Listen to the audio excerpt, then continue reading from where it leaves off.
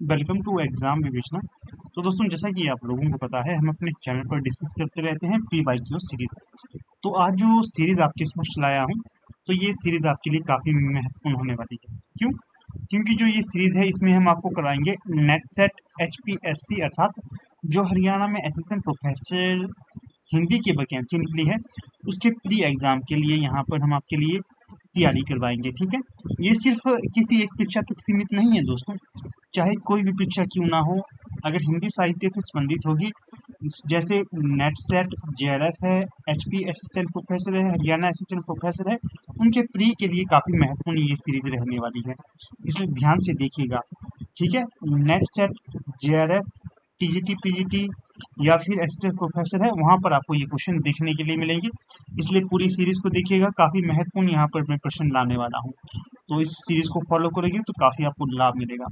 तो आगे बढ़ने से पहले आपको बता देता हूँ, अगर जैसे आप लोग तैयारी कर रहे हैं LT, TET, LT commission, TGT, PGT, NET SET, JRF इत्यादि के लिए, असिस्टेंट प्रोफेसर इत्यादि, इसके लिए हमारी हार्ड कॉपी नोट्स अवेलेबल हैं। आप इन्हें अपने घर में स्टडी करने हैं तो मंगवा सकते हैं। यहाँ पर देखिए नंबर भी दिया गया है। ठीक है, तो इस नंबर पे आप व्हाट्सएप करके इसकी क्वेरी कर सकते हैं। ठीक है, तो कोई भी क्वेरी होगी तो यहाँ पर जो नंबर दिया गया है, इस पर आप क्वेरी कर सकते हैं।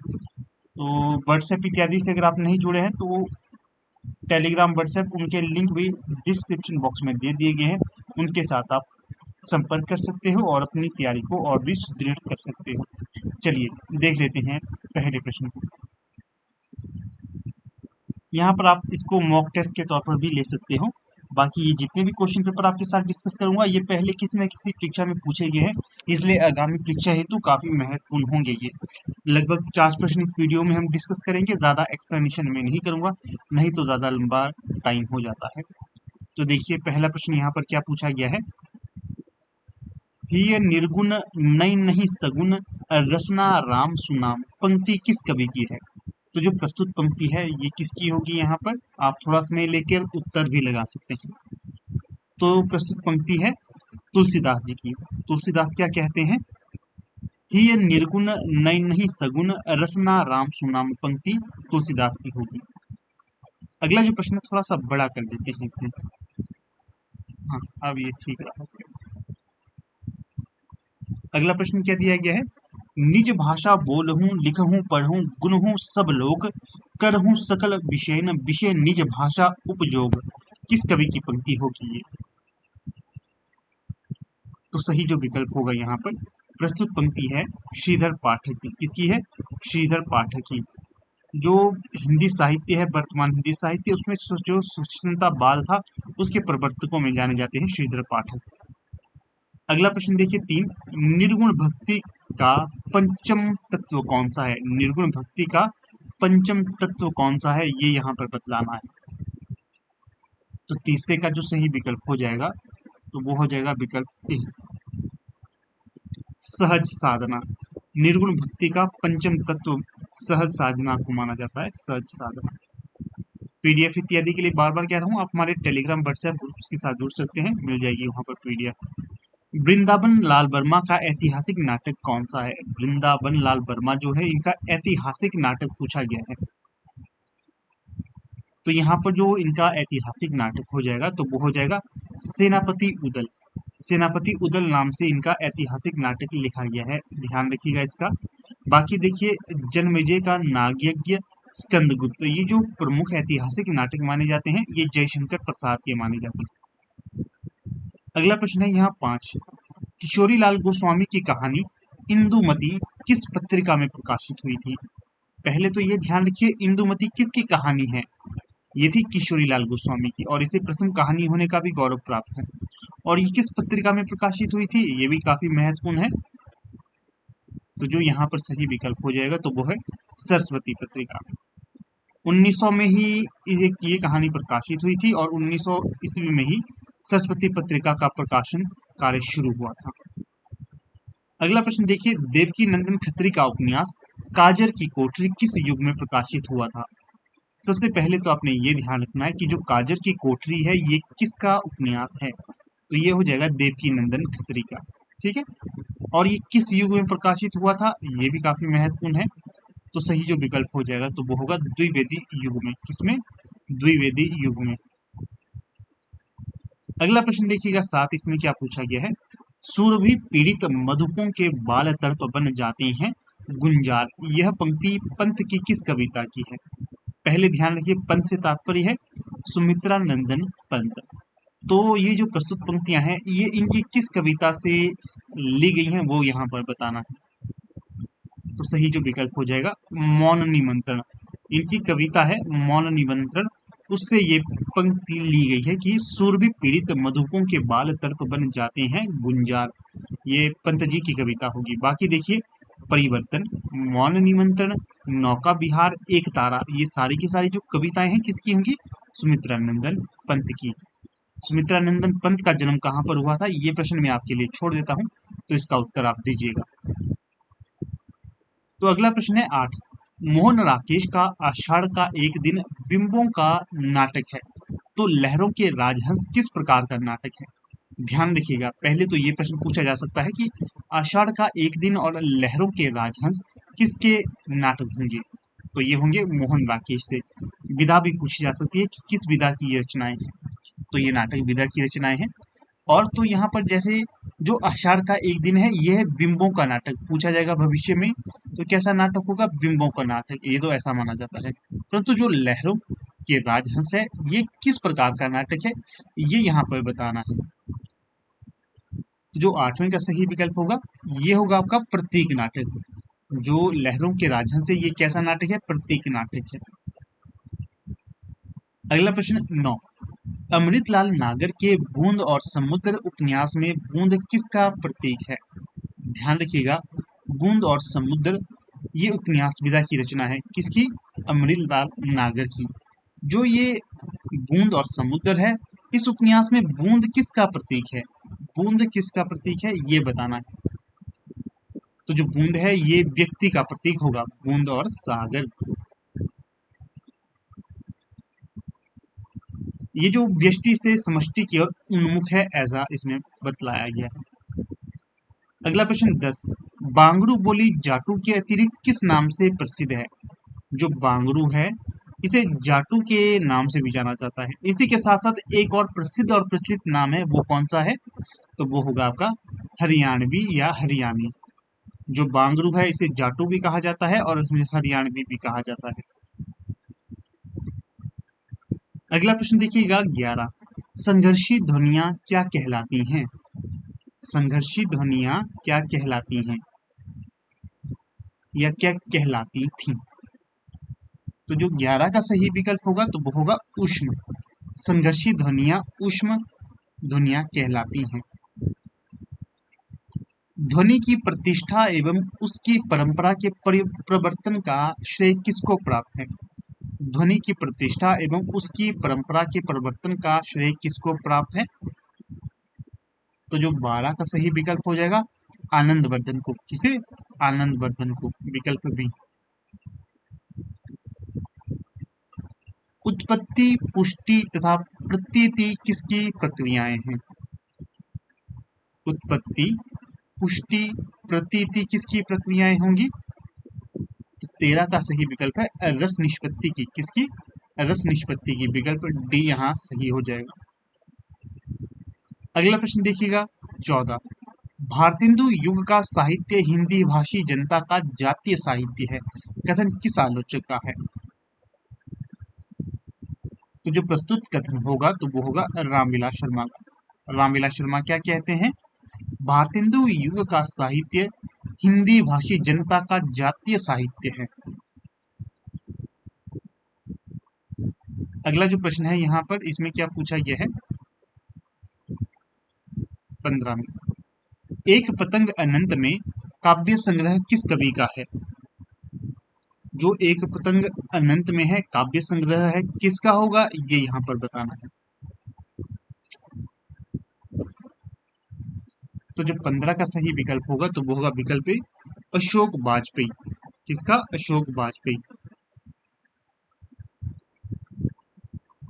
अगला है 16। निम्नलिखित में से कौन सा कहानी संग्रह चित्रा मुद्गल का नहीं है, नहीं पर जोर दिया गया है यहाँ। तो 16 का जो सही विकल्प हो जाएगा तीसरी हथेली।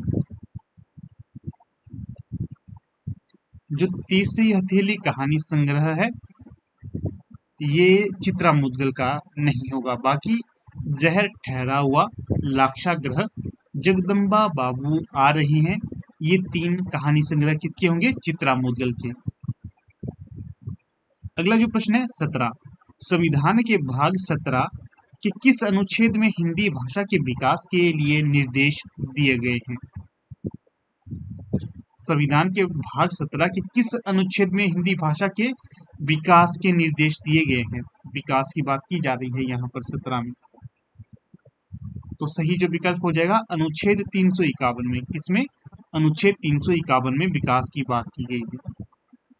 अगला है लक्ष्मी का स्वागत एकांकी के लेखक कौन है? लक्ष्मी का स्वागत एकांकी है, इसके लेखक कौन होंगे ये यहाँ पर बताना है। 18 का सही विकल्प क्या होगा? तो जो 18 का सही विकल्प हो जाएगा लक्ष्मी का स्वागत एकांकी किसकी है? उपेंद्र नाथ अश्क का। घनारंग दुबे का कृष्ण रामायण काव्य किस भाषा में रचित है? ध्यान रखिएगा, कृष्ण रामायण के नाम से भी एक रचना लिखी गई है, किसके द्वारा? घनारंग दुबे जी के द्वारा। और ये किस भाषा में है ये यहाँ पर पूछा गया है। तो जो 19 का सही विकल्प होगा ब्रज भाषा में रचित है ये। किसमें? ब्रज भाषा में। विकल्प डी यहाँ पर सही हो जाएगा। अगला प्रश्न देखिएगा 20, भारतीय सूफी मुख्यतः किस संप्रदाय के हैं? जो भारतीय सूफी हैं ये मुख्यतः किस संप्रदाय के हैं ये पूछा गया है।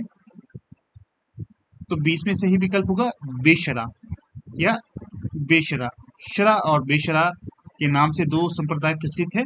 इसमें जो सूफी संप्रदाय है ये बेशरा के तौर पर जाने जाते हैं, बेशरा। 20 का ए। अगला जो प्रश्न है 21, इसमें क्या पूछा गया है? तो यहाँ पर पूछा गया है काल क्रमानुसार जयशंकर प्रसाद के कहानी संग्रहों का सही क्रम क्या है? जयशंकर प्रसाद है, इनके कहानी संग्रहों का विवरण बताया गया है यहाँ पर, तो उनको क्रम में बताना है कौन सा किस क्रम में होगा। तो जो 21 का सही विकल्प होगा तो वो होगा विकल्प सी। सबसे पहले प्रतिध्वनि कहानी संग्रह आया, फिर आकाशदीप, फिर आंधी और सबसे अंत में इंद्रजाल। अगला जो प्रश्न है ये भी प्रकाशन वर्ष के अनुसार स्थापित करने वाला है। तो जैसे कि सही जो क्रम होगा वो बतलाना है यहाँ पर उपन्यासों का। उपन्यास ये क्रम के हिसाब से रखने हैं। तो जो 22 का सही विकल्प होगा तो देखिए सबसे पहले उपन्यास आएगा झूला नट, फिर कठगुलाब, अपने अपने चेहरे, कथा सती सर, ये होगा क्रम सही यहाँ। फिर अगला जो प्रश्न देखिएगा 23, इसमें क्या पूछा गया है? कालक्रमानुसार विश्व हिंदी सम्मेलनों का संगत वर्ग कौन सा होगा? तो जो संगत वर्ग होगा यहाँ पर तो वो होगा विकल्प ए। सबसे पहले आएगा मॉरिशस में विश्व हिंदी सम्मेलन हुआ था, फिर लंदन में, फिर सूरीनाम में और सबसे अंत में न्यूयॉर्क। अगला प्रश्न देखिएगा 24, इसमें क्या पूछा गया है? प्रकाशन वर्ष के आधार पर निम्नलिखित पत्रिकाओं का सही क्रम कौन सा है? पत्रिकाओं की अगर बात की जाए तो यहाँ पर जो सही विकल्प होगा 24 में तो वो हो जाएगा विकल्प सी। सबसे पहले जो पत्रिका होगी बाला बोधिनी, फिर समालोचक, फिर विशाल भारती, फिर है विशाल भारत, फिर प्रतीक। अगला प्रश्न है 25, इसमें क्या पूछा गया है? प्रकाशन वर्ष के अनुसार राम स्वरूप चतुर्वेदी की आलोचनात्मक कृतियों का सही क्रम। राम स्वरूप चतुर्वेदी, हिंदी साहित्य का संवेदनात्मक इतिहास इन्हीं के द्वारा लिखा गया है। ठीक है, काफी महत्वपूर्ण माना जाता है ये भी। तो जो 25 का सही विकल्प होगा तो वो होगा डी। कैसे? पहले होगा सर्जन और भाषिक संरचना, इतिहास और आलोचक दृष्टि, हिंदी साहित्य और संवेदना का विकास, हिंदी गद्य विन्यास और विकास। अगला जो प्रश्न है 26, इसमें क्या पूछा गया है? कालक्रमानुसार निराला की काव्य कृतियों का सही क्रम क्या है? निराला जी की काव्य कृतियों का वर्णन यहाँ पर किया गया है उन्हें काल के अनुसार रखना है। तो जो सही विकल्प होगा 26 में, तो वो होगा विकल्प बी। सबसे पहले बेला, फिर अर्चना, फिर आराधना, सांध्य, काकली, ये क्रम यहाँ पर सही होगा।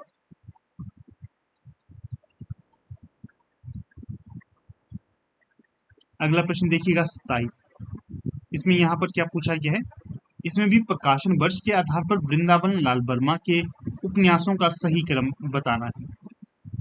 तो जो 27 का सही विकल्प हो जाएगा तो वो होगा विकल्प ए। सबसे पहले जो उपन्यास आएगा संगम, कुंडली चक्र, विराटा की पद्मिनी, टूटे कांटे। अगला जो प्रश्न है 28, इसमें भी लक्ष्मी नारायण लाल है, लक्ष्मी नारायण लाल, इनके नाटकों का सही क्रम बताना है। तो जो 28 में सही विकल्प होगा तो वो होगा, सबसे पहले आएगा आपका अंधा कुआं, फिर रात रानी, फिर सूर्यमुख, और सबसे अंत में जो आएगा तो वो आएगा कर्फ्यू। ये सारे के सारे किसके नाटक होंगे, लक्ष्मी नारायण लाल के पूछे जाते हैं, इसलिए आपको ये याद रखना है। अगला प्रश्न है 29, प्रकाशन वर्ष के आधार पर निम्नलिखित उपन्यासों का सही क्रम बताना है। उपन्यासों का, तो 29 में जो सही विकल्प होगा तो वो होगा विकल्प डी। सबसे पहले जो उपन्यास आएगा चित्रलेखा, गुनाहों का देवता, बेदिन, आधा गांव। अगला प्रश्न है यहाँ पर 30, इसमें क्या पूछा गया है, प्रकाशन वर्ष के अनुसार निम्नलिखित कविता संकलनों का सही क्रम क्या होगा। तो 30 में जो सही विकल्प होगा 30 का, तो वो होगा आपका विकल्प बी। सांकलों में कैद क्षितिज, गवाह, इस पौरुषपूर्ण समय में, कविता में औरत।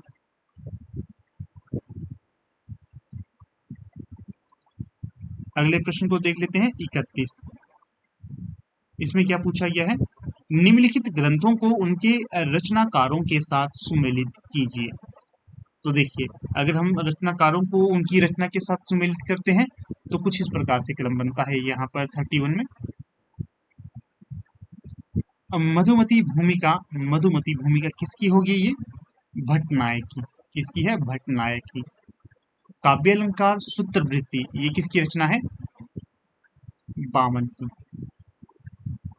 रस कलश, ये किसकी रचना होगी, रस कलश होगी आपकी हरिऔध जी की। श्रृंगार निन्ने, ये किसकी रचना है, तो श्रृंगार निन्ने हो जाएगी भिखारी दास की। किसकी, भिखारी दास की। इस प्रकार से ए का 3 यहाँ पर है, बी का 4 यहाँ है, सी का 1 यहाँ है, और डी का 2 यहाँ है। इस प्रकार से 31 का जो सही विकल्प होगा ए। अगला प्रश्न है 32। इसमें क्या पूछा गया है, निम्नलिखित काव्य पंक्तियों को उनके कवियों के साथ सुमेलित करना है। एक तरफ काव्य पंक्तियां दी गई हैं, दूसरी तरफ उसके रचनाकार। तो कर लेते हैं, इसमें सही जो विकल्प होगा तो वो होगा विकल्प, जैसे देख लेते हैं, पहले मिला लेते हैं। दुल्हनी गावहू मंगलाचार, तो जो पंक्तियां हैं दुल्हनी गावहू मंगलाचार किसकी पंक्ति होगी, महात्मा कबीरदास की। मेरो मन अनंत कहाँ सुख पावे, मेरो मन अनंत कहाँ सुख पावे, तो सही जो विकल्प हो जाएगा यहाँ पर, तो वो ये जो पंक्तियां हैं सूरदास की होंगी। फिर है द्रबहु सो दशरथ अजीर बिहारी, ये किसकी पंक्तियां हो जाएंगी, तुलसीदास की।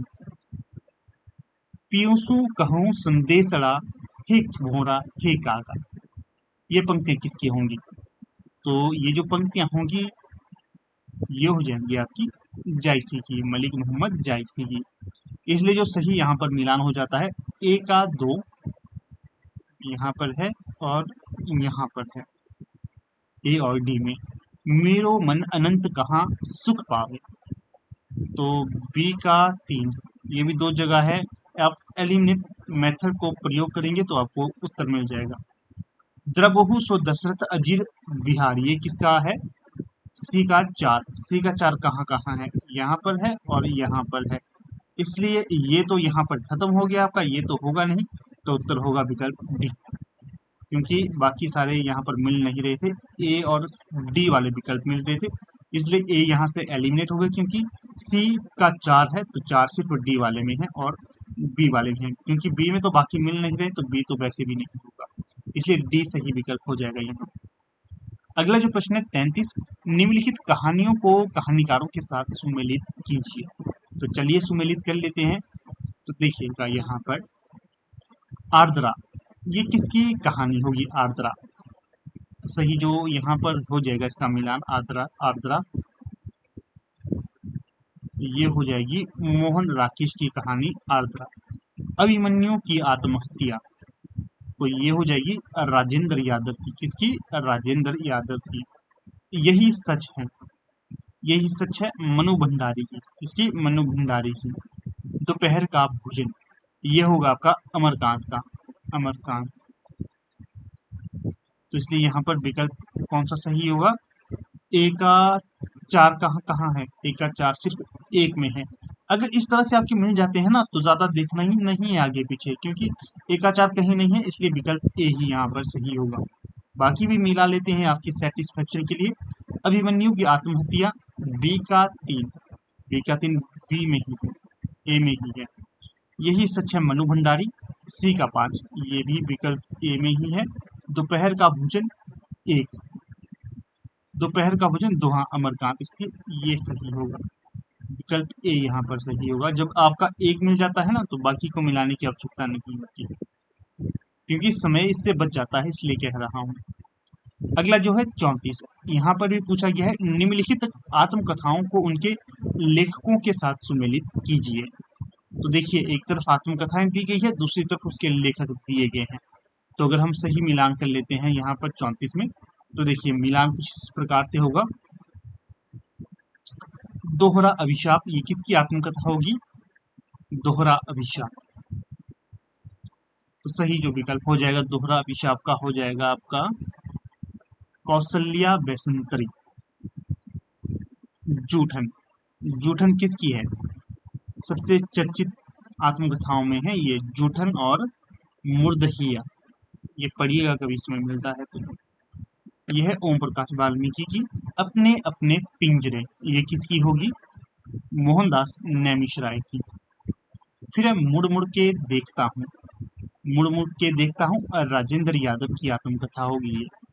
ठीक है, ये तो यहाँ पर मिलान किया, नीचे हम विकल्पों के साथ इसका मिलान कर लेते हैं।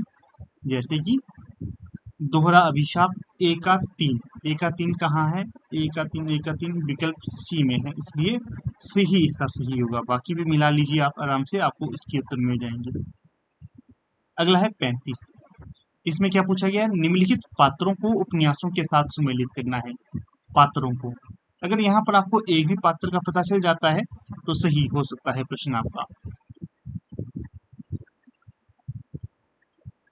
तो देखिए डॉक्टर प्रशांत ये किस उपन्यास के पात्र हैं? तो ये होंगे मैला आंचल के, किसके? मैला आंचल के। वर्षा वशिष्ठ ये किस उपन्यास की पात्र हैं? तो यहाँ पर जो सही विकल्प हो जाएगा मुझे चांद चाहिए, मुझे चांद चाहिए, वर्षा वशिष्ठ यहाँ से। फिर है मंदा, मंदा किस कहानी की पात्रा या उपन्यास की पात्रा है मंदा? तो सी में जो सही विकल्प हो जाएगा तो कौन सा होगा? इदम नमम।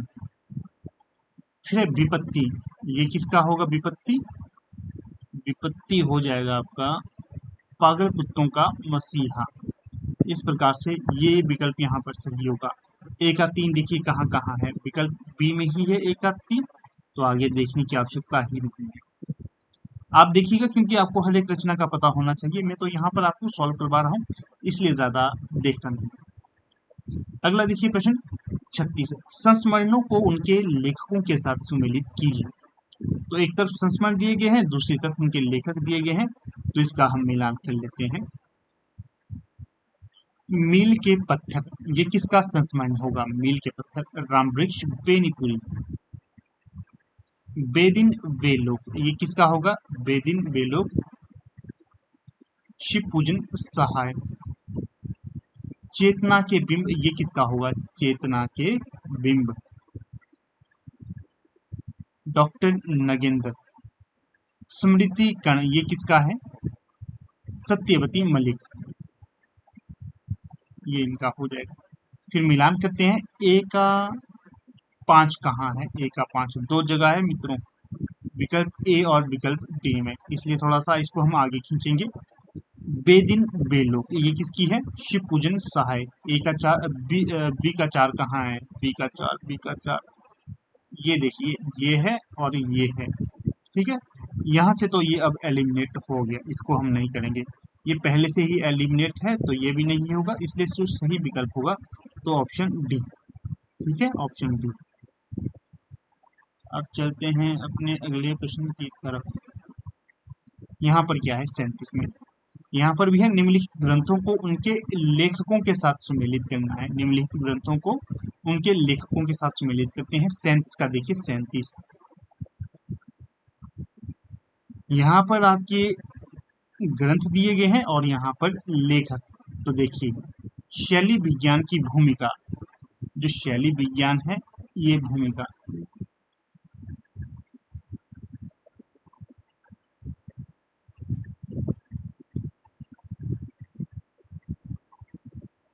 तो देखिएगा शैली विज्ञान की भूमिका ये किसकी रचना हो जाएगी, रविंद्रनाथ श्रीवास्तव, किसकी, रविंद्रनाथ श्रीवास्तव।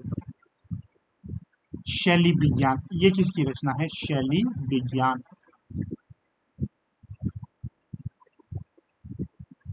शैली विज्ञान हो जाएगी सुरेश कुमार की, किसकी, सुरेश कुमार की। शैली विज्ञान और भारतीय काव्य शास्त्र ये किसकी रचना होगी, सत्यदेव चौधरी की।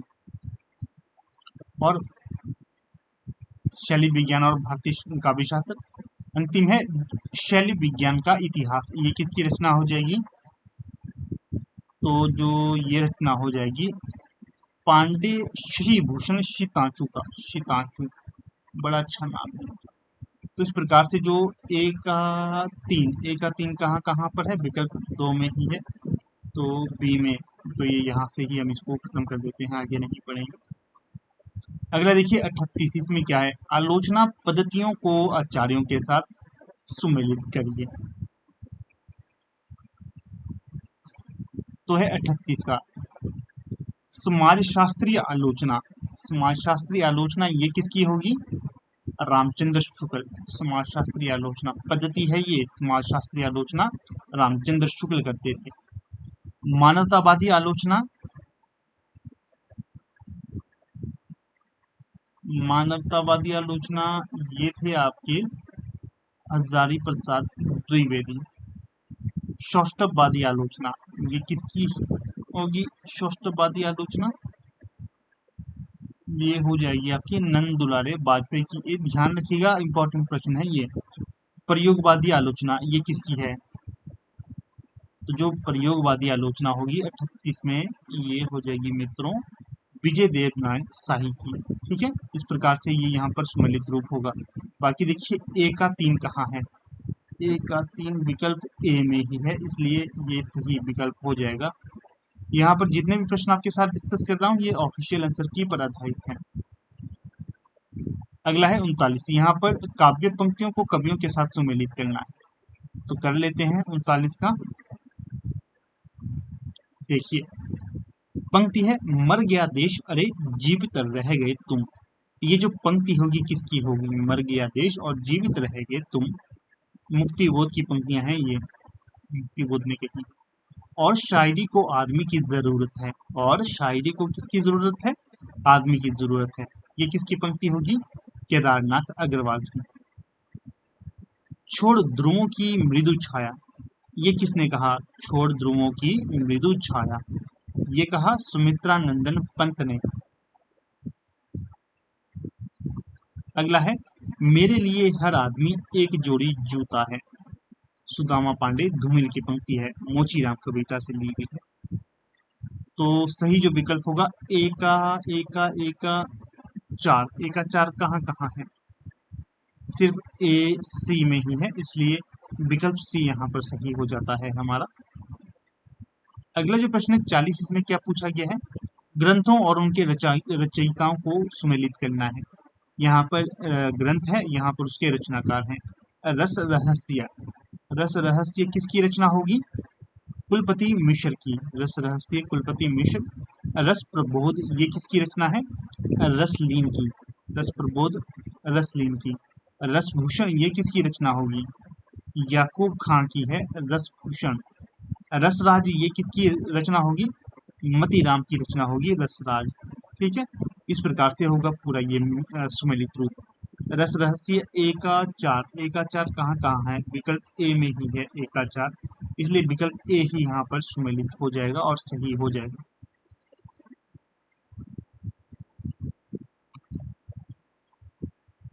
फिर है प्रश्न संख्या 41। यहाँ पर स्थापना और तर्क वाले प्रश्न हैं। ये भी आपसे पूछे जाते हैं नेट जैसी परीक्षाओं में, net, set, JRF, assistant professor, PGT, यहाँ पर पूछे जाते हैं ये प्रश्न ज़्यादातर। अब एलटी कमीशन और एलटी टेट में भी धीरे धीरे ये प्रश्न आने शुरू हो जाएंगे, इसलिए आपको अपने स्तर में बढ़ावा करना है। स्थापना क्या है? यहाँ पर एक गोबर से भरी हुई टोकरी भी सुंदर कही जा सकती है यदि उसका कोई उपयोग हो, यह विचार प्लेटो का है।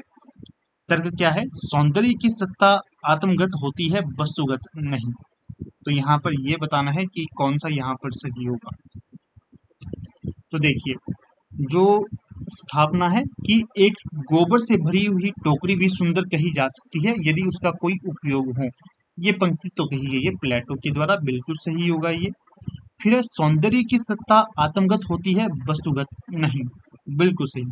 सौंदर्य अगर हमें देखना है, सिर्फ हमें ये किसी चेहरे को देखकर नहीं देखना है, उसकी आत्मा को देखकर भी देखना है, इसलिए आत्मगति होती है, ये वस्तुगत नहीं होती। ठीक है, तो सौंदर्य दिल से देखा जाता है।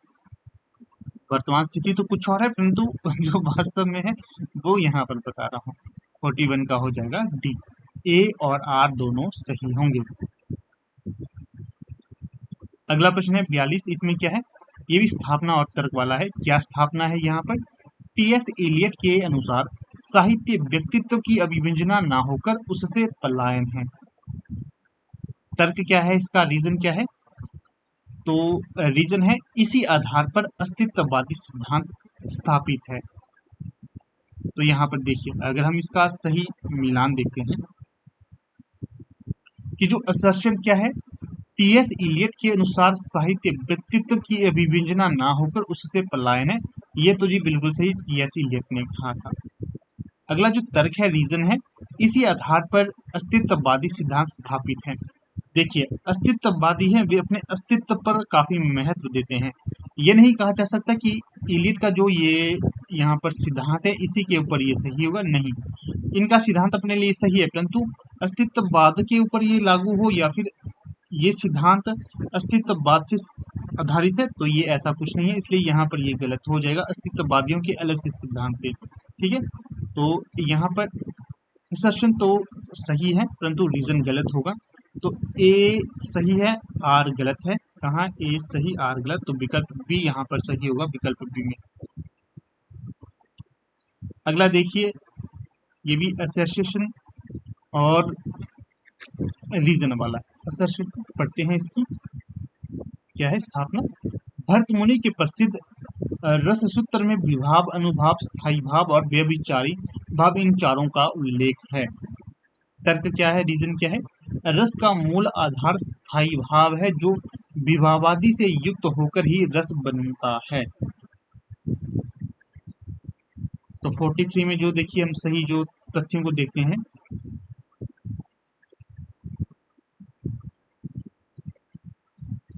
भरत मुनि के प्रसिद्ध रस सूत्र में विभाव, अनुभाव, स्थायी भाव और व्यभिचार, इन चारों का उल्लेख है।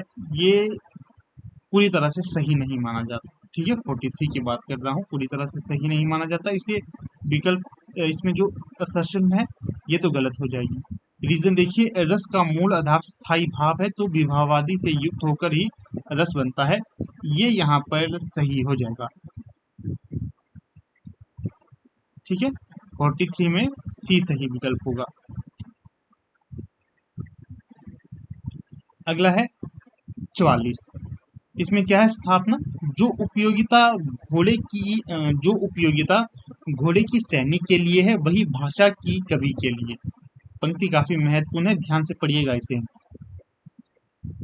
जो उपयोगिता घोड़े के लिए जो उपयोगिता घोड़े की सैनी के लिए है, घोड़े की सैनी के लिए, वही भाषा की कवि के लिए है।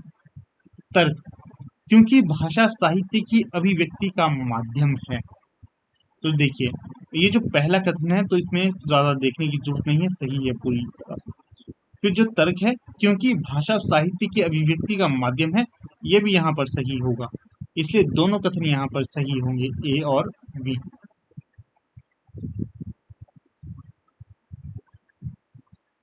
फिर है यहाँ पर 45, स्थापना है, मूल्य की व्याख्या के लिए ना तो भावात्मकता की आवश्यकता है और ना ही तात्विकता की। तर्क क्या है, इसके आधार पर रिचर्ड्स ने मूल्य सिद्धांत की स्थापना की। तो देखिए, मूल्य की व्याख्या के लिए ना तो भावात्मकता की आवश्यकता है ना तात्विकता की नहीं आवश्यकता होती है। फिर जो तर्क क्या है, इसके आधार पर रिचर्ड्स ने मूल्य सिद्धांत की स्थापना की नहीं, रिचर्ड ने सिर्फ इन्हीं आधार पर मूल्य की स्थापना नहीं की है, मूल्य सिद्धांत की स्थापना इसी आधार पर नहीं की है, इसलिए ये भी गलत हो जाएगा। इसलिए यहाँ पर दोनों असर्शन और रीजन दोनों गलत होंगे। तो क्या होगा सही विकल्प यहाँ पर, डी, ए और आर दोनों गलत हैं। अगला जो प्रश्न है यहाँ पर, इसमें क्या है, निम्नलिखित अवतरण को ध्यानपूर्वक पढ़ें और उससे संबंधित प्रश्न जो 46 से 50 तक हैं उनके उत्तर दें। यहाँ पर देखिए, हम पढ़ लेते हैं इसको, क्या है ये, देश प्रेम क्या है। देश प्रेम क्या है, देश प्रेम है क्या, प्रेम ही तो है। इस प्रेम का आलंबन क्या है, सारा देश अर्थात मनुष्य, पशु पक्षी, नदी नाले, वन पर्वत सहित सारी भूमि। प्रेम किस प्रकार का है, यह साहचर्यगत प्रेम है, जिनके बीच हम रहते हैं, जिन्हें बराबर आंखों से देखते हैं, जिनकी बातें बराबर सुनते रहते हैं, जिनका हमारा हर घड़ी का साथ रहता है। सारांश यह है कि जिनके सानिध्य का हमें अभ्यास पड़ जाता है, उनके प्रति लोभ या राग हो जाता है। देश प्रेम यदि वास्तव में अंतःकरण का कोई भाव है तो यही हो सकता है, यदि यह नहीं है तो वह कोरी बकवाद या किसी और भाव के संकेत के लिए गढ़ा हुआ शब्द है। यदि किसी को अपने देश से सचमुच प्रेम है तो उसे अपने देश के मनुष्य, पशु पक्षी, लता गुल्म, पेड़ पत्ते, वन पर्वत, नदी निर्झर आदि सबसे प्रेम होगा। वह सबको चाह भरी दृष्टि से देखेगा, वह सबकी सुध करके विदेश में आंसू बहावेगा।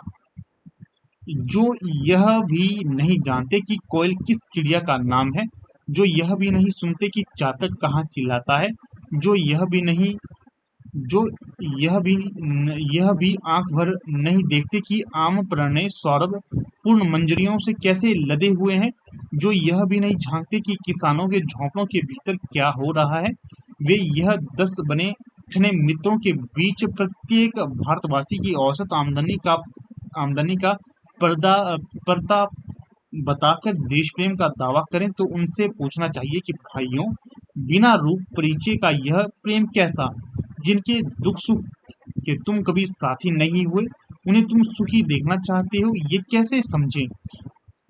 उनसे कोसों दूर बैठे बैठे, पड़े पड़े या खड़े खड़े तुम बिलायती बोली में अर्थशास्त्र की दुहाई दिया करो, पर प्रेम का नाम उनके साथ ना घसीटो। प्रेम हिसाब किताब नहीं, हिसाब किताब करने वाले भाड़े पर भी मिल सकते हैं, पर प्रेम करने वाला नहीं या वाले नहीं। तो यहाँ पर देखिए, प्रश्न पढ़ता हूँ। प्रश्न है 46, देश प्रेम का आलंबन क्या है। आप इसको आराम से पढ़ सकते हो, ठीक है। तो 46 में जो सही विकल्प होगा, ए, देश प्रेम का आलंबन क्या है, सारी भूमि। देश प्रेम किस प्रकार का प्रेम है, तो जो देश प्रेम है किस प्रकार का प्रेम है, तो यहाँ पर होगा साहचर्य मूलक। अंतःकरण बहीन देश प्रेम को क्या कहा जाएगा, तो यहाँ पर जो सही विकल्प होगा, कोरी बकवाद कहा जाएगा। यदि किसी को अपने देश से सचमुच प्रेम है तो क्या होगा, क्या होगा, फिर सबसे प्रेम होगा उससे, अगर जिससे अपने देश से प्रेम है। 50, स्नेह बिना सुखी देखने की चाह को क्या कहा जाता है, तो ये होगा ओछा प्रेम या ओछा प्रेम। तो देखिए कुछ इस प्रकार से दोस्तों आज का ये हमारा लेक्चर था। ठीक है, देखिए ऑफिशियल आंसर की भी यहाँ पर इसकी लगा दी गई है, तो आप इसको भी देख सकते हो। बाकी वीडियो को समाप्त करने से पहले फिर से कहूँगा, अगर आप लोग LT TET, LT commission, TGT PGT, NET JRF Hindi की तैयारी कर रहे हैं तो आप ये नोट्स परचेज कर सकते हैं, काफ़ी फायदा ये आपको प्रदान करेंगे। खासकर जो मैं बात करूं किनको ये नोट्स लेने चाहिए, जो LT TET, LT commission, TGT PGT की तैयारी कर रहे हैं उनके लिए बेस्ट होंगे ये नोट्स। ठीक है, बाकी नेट JRF के लिए भी होंगे, उतने ज़्यादा महत्वपूर्ण तो नहीं है, परंतु इन तीनों के लिए बेस्ट हैं ये नोट्स। एक बार पढ़ोगे तो काफ़ी लाभ आपको मिलेगा। कोई क्वेरी है तो यहाँ पर जो व्हाट्सएप नंबर दिए गए हैं इस पे आप संपर्क कर सकते हो। तो चलिए यहाँ पर अब अपनी वीडियो का समापन कर लेते हैं। आप लोग वीडियो के अंत तक बने रहिए, इसका बहुत बहुत धन्यवाद।